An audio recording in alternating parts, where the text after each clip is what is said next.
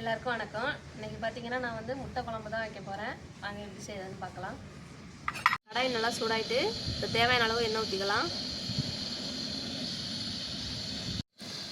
எண்ணெய் நல்லா சூடாயிட்டு இப்போ தாளிக்கிறதுக்கு கொஞ்சோண்டு சோம்பு போட்டுக்கிறேன். சோம்பு நல்லா பொரிஞ்சிடுச்சு. இப்போ வெங்காயமும் பச்சை மிளகாயும் வச்சுருக்கேன், சேர்த்துக்கலாம்.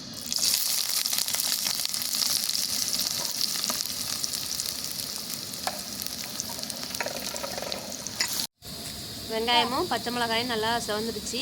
இப்போ வந்து ஒரு தக்காளி வந்து நறுக்கி வச்சுருக்கேன். இப்போ தக்காளி சேர்த்துக்கலாம்.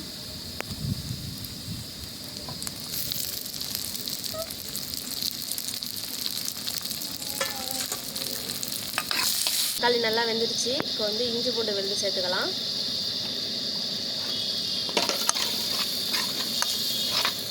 நல்லா பச்சை வாசனை போகிற அளவு நல்லா வதக்கி வச்சுக்கலாம்.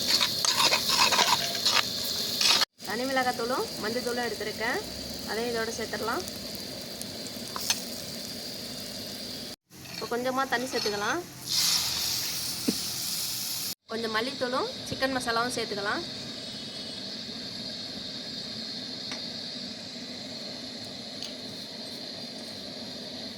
வந்து வீட்டில் அரைச்ச குழம்பு மசாலா, அதையும் இது கூட கொஞ்சம் சேர்த்துக்கலாம்.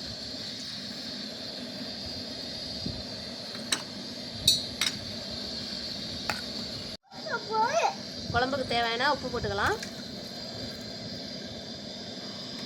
குழம்பு நல்லா கொதிக்க ஆரம்பிச்சுட்டு இப்போ முட்டையை உடச்சி ஊற்றிக்கலாம்.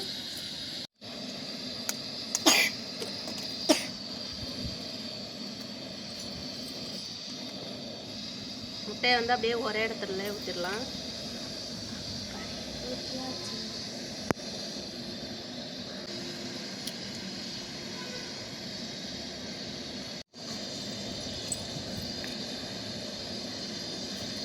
குழம்புக்கு வந்து ஒரு முடி தேங்காய் எடுத்துருக்கேன். இப்போ இதை வந்து திருவிக்கலாம்.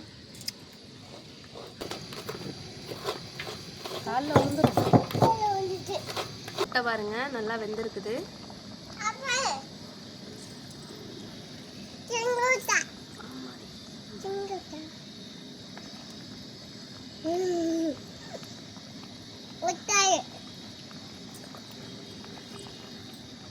தேங்காய் அரைச்சிக்கலாம்.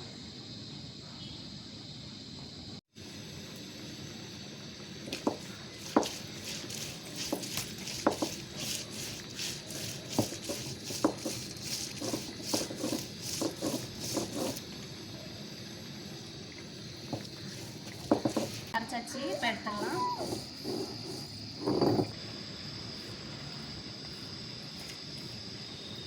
இப்போ அரைச்சி வச்ச தேங்காய் வந்து குழம்புல சேர்த்துடலாம்.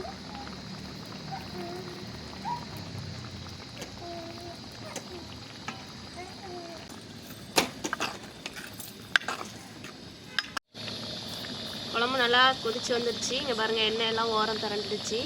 இப்போ வந்து கொஞ்சம் கருவேப்பிலையும் கொத்தமல்லியும் போட்டுக்கலாம்.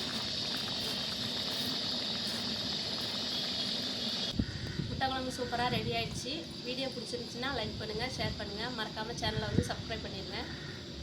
நீ சொல்கிறாச்சு.